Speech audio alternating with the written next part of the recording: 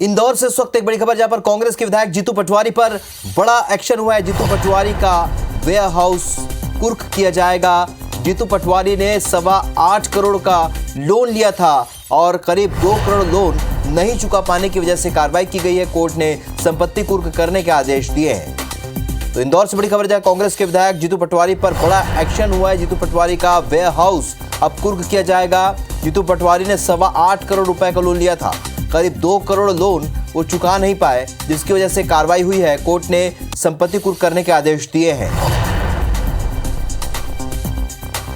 बड़ी कार्रवाई हुई है यहाँ पर। कांग्रेस विधायक और पूर्व कांग्रेस के पूर्व मंत्री जीतू पटवारी पर वेयर हाउस उनका कुर्क किया जाएगा। लोन लिया था उन्होंने और वो लोन पटा नहीं पाए हैं। दीपक हमारे सहयोगी फोन लाइन पर जुड़ चुके हैं। दीपक, क्या कार्रवाई होगी जीतू पटवारी पर?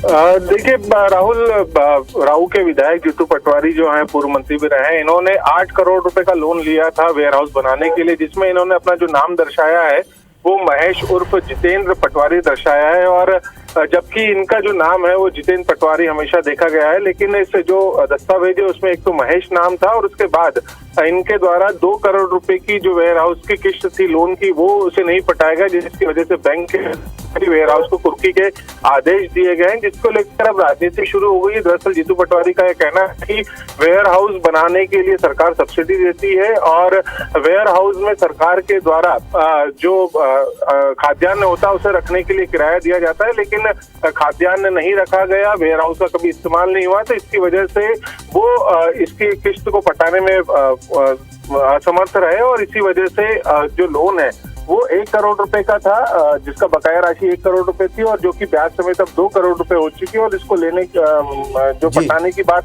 फिलहाल जीतू पटवारी के द्वारा की जा रही है, लेकिन इस पूरे मामले में बैंक के द्वारा कुर्की के आदेश दे दिए गए हैं और वेयर हाउस को जब्त कुर्की करने की बात कही गई है। तो संपत्ति कुर्की का ही केवल आदेश है दीपक, कि इसमें आप जैसे बता रहे गलत जानकारी भी उन्होंने दी है, कोई और कार्रवाई भी इन पर संभव है?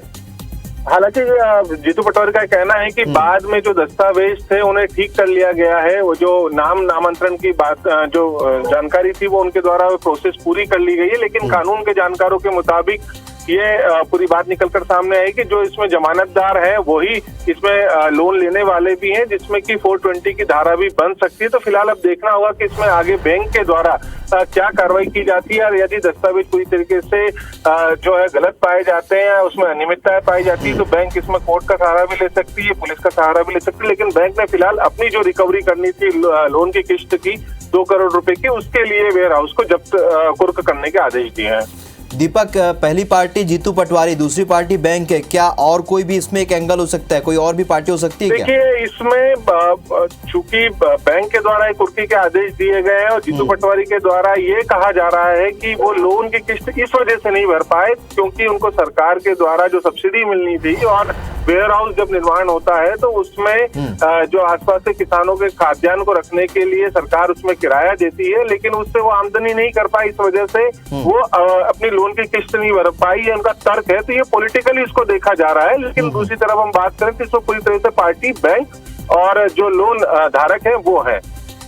चलिए दीपक, इस जानकारी के लिए बहुत शुक्रिया आपका। लेकिन चूंकि जीतू पटवारी खुद कांग्रेस के विधायक रहे और पूर्व मंत्री भी रहे, ऐसे में उन पर जब ये बात आई है और उनके खिलाफ जब बैंक ने एक्शन लिया है तो जाहिर सी बात है इस पर चर्चा होना लाजमी। इस जानकारी के लिए बहुत शुक्रिया दीपक।